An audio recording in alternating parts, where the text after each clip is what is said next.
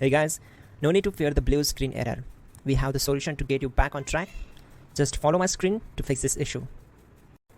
Now click on Advanced Options, then select Troubleshoot, select Advanced Options, and then select Command Prompt.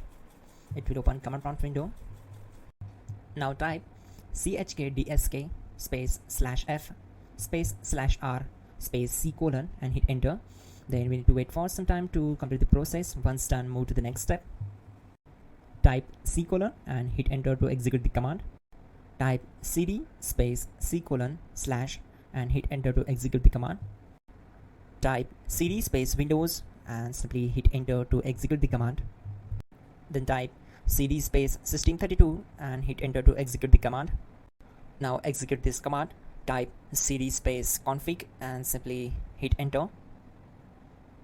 Then type md space backup and hit enter.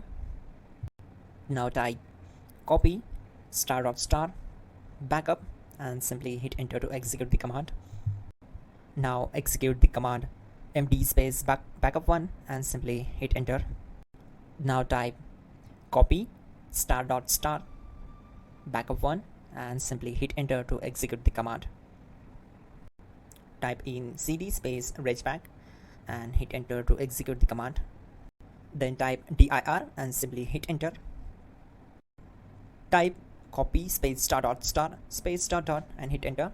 Then type all and simply hit enter to execute the command. Let's move to the next command. Now type bootrec space /fixmbr and hit enter to execute the command. Now type bootrec space /fixboot and hit enter to execute. Now execute this command cd space c : /. Let's execute this command. Type cd space Windows /system32 /config /regback. Then simply we need to hit enter to execute this command. Now type this command bcd edit space /export space c : /bcd backup and hit enter. Type cd space c : / and hit enter. Now type this md space boot and hit enter. Type cd space boot and hit enter. Now type md space bcd and simply hit enter to execute this command. Type cd space c : / and hit enter. Type attrib c : /boot /bcd -h -r -s and hit enter. Type in ren c : /boot /bcd bcd.old and simply hit enter to execute this command.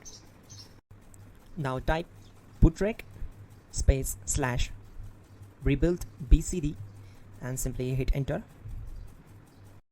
Now type exit and simply hit enter. Now click on continue. It will restart your system. So that's it guys, your problem is solved and you're good to go.